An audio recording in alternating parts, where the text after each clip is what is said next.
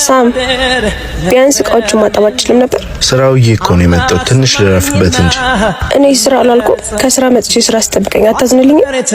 በዚህ ነው ሁሉ ምጭ አግዘኝ በይ እንጂ። አግዘኝ ማለት አይጠበቅብኝም። ቤቱ የሁለታችንም መሰለኝ። ጫና ሲበዛብኝ ብቻዬን ይሆንኩኝ ያህል እኮ ነው የሚሰማኝ። ይቅርታ ሊያ፣ ጫናሽ አልታየኝም ነበር። እውነትሽን ነው።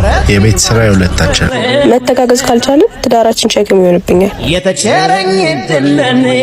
ተረድቼሻለሁ። እኔ አሁን ረፍት አድርጊ፣ ሌላውን ጨርሷል። እሺ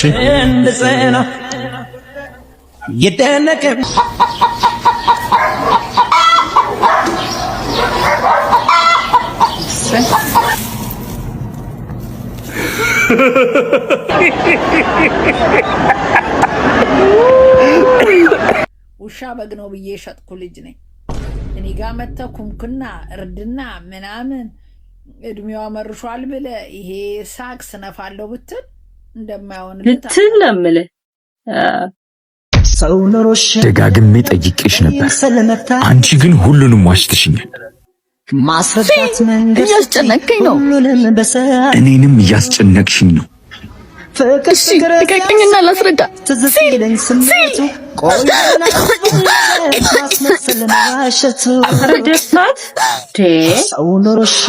እርሜን ዳግመኛ ያልኩትን ፍቅር ካንቺ ጋር በጀምርም የፈራሁት ክህደት ግን በሬን አንኳኩቶ መምጣቱ አልቀረም። እንዴት እንደዚህ ታደርጊኛለሽ? ይቅርታ። ደጋግሜ ስጠይቅሽ መልስሽ ለምን ተመሳሳይ ሆነ? አልወድም ለማለት እኮ በጣም ብዙ እድል ነበረሽ። ለምን? እልህ ይዞኝ ነበር። በእኔ ፍቅር ስትንበረከክ ማየት ፈልግ ነበር። እኔ ብቻ ስታፈቅረኝ ማየት ፈልግ ነበር።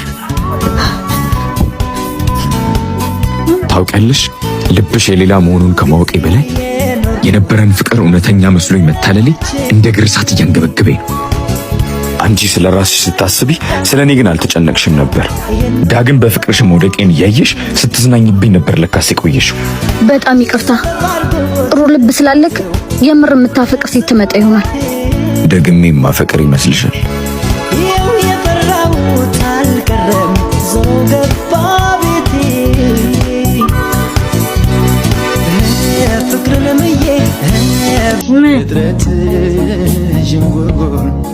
ውሃና በረሃ ሁሉም ያለበት የውበት አማ። አቤት። አንድ የስራ መንፈስ ያለው ባላላችሁ ወይ? እዚህ የምናቀርበው ሰው የለንም ምግብ እንጂ። በጣም ቆንጆ ነህ። እንዴት እዚህ ልትሰራ ቻልክ? ማለት አልገባኝም። እኔ የተሻለ ደሞዝ አለ፣ ለምን አላስቀጥርህም? እኔ እዚህ ተመችቶኝ ነው እየሰራ ያለሁት። አመሰግናለሁ። አስተናጋጅ። አቤት። ሂሳብ አምጣ። እሺ፣ የምትፈልጊው ነገር ካለ ጥሪ። አንተም ነው የፈለገች።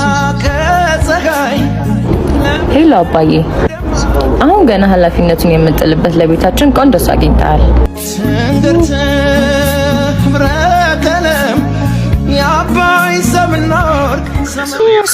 ፍቅረኛለሽ? የለኝም። ግን ምን? የኔ ሊሆን ከማይችል ሰው ፍቅር ይዞኛል። እሱ ያውቃል? የሌላ ሰው ነው። ታዲያ አንቺ ያሉንን ሰው በማፍቀር ለምን ራስሽን ትጎጃለሽ? እንግዲህ ፍቅር ምርጫ አይሰጥም። ሳታስበው የሆነ ሰው ልብ ውስጥ ትወድቃለህ። ይቅርታ። እኔ ልንገርህ፣ አንተ ነህ ኤሌኒ ፍቅር ሰውዬ